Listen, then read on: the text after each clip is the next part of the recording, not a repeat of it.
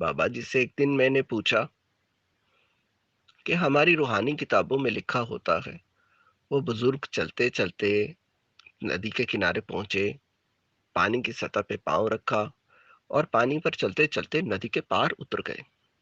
کیا یہ ممکن ہے؟ کیا انسان روحانیت کے زور سے پانی پر چل سکتا ہے؟ بابا جی نے کہا لگایا اور فرمایا، تذکرہ نویس ثابت کرنا چاہتے ہیں کہ ان کے بزرگ روحانی طاقت سے انسان سے بطخ بن گئے تھے۔ میں نے حیران ہو کر عرض کیا، کیا مطلب؟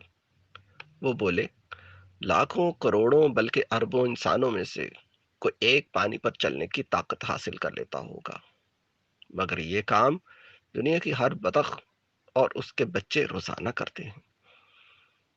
تمام بگلے، پانی کے تمام پرندے دنیا کے ہر کونے میں پانی پر تیرتے اور چلتے پھرتے ہیں۔ لہٰذا یہ کیا روحانیت ہوئی کہ انسان انسان سے بطخ بن گیا؟ میں نے عرض کیا، بزرگوں کے بارے میں تو لکھا جاتا ہے وہ اچانک ہوا میں اڑنا شروع ہو گئے۔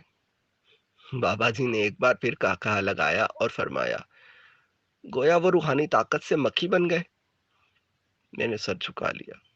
وہ بولے، بیٹا، ہم اگر 10، 20، 40 سال کی تپسیا سے اڑنے کی شکتی حاصل کر لیں تو بھی ہم مکھی سے بہتر نہیں اڑ سکتے۔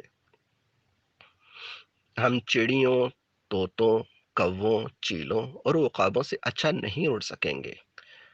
چنانچہ یہ کیا روحانیت ہوئی کہ انسان انسان نہ رہا، مکھی، طوطا یا کوا بن گیا، یا چیلوں اور چڑیوں کا مقابلہ کرنے لگ گیا۔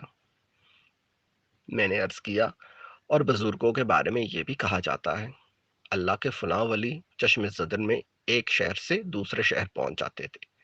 بابا جی نے مسکرا کر جواب دیا، یہ بھی کوئی کمال نہیں، شیطان کی سپیڈ اس سے بھی 1000 گنا زیادہ ہوتی ہے۔ یہ سیکنڈ کے 1000ویں حصے میں دنیا کے کسی بھی مقام پر پہنچ سکتا ہے۔ شیطان اپنی سپیڈ کی وجہ سے ایک لمحے میں سینکڑوں ہزاروں لوگوں کو گمراہ کرتا ہے۔ چنانچہ یہ کیا روحانیت ہوئی کہ انسان 10، 20، 50 سال وظیفے اور چلے کرے اور آخر میں شیطان کے ساتھ ریس شروع کر دے۔ میں نے عرض کیا، پھر روحانیت کیا ہے؟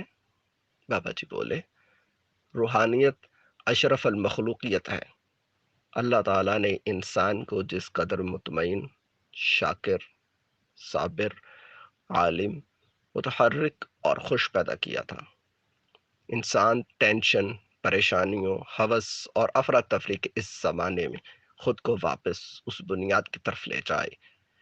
یہ لوگوں کے درمیان رہے، ان سے معاملہ کرے، ترقی کرے، آگے بڑھے، لوگوں کی مدد کرے اور اپنے اہل و عیال کے نان نفقے کا بندوبست بھی کرے۔ لیکن ان تمام کارہائے دراز کے باوجود اللہ کی یاد سے بھی غافل نہ ہو، یا اپنی ہر کامیابی اور اپنی ہر ناکامی میں اللہ تعالیٰ کو یاد رکھے۔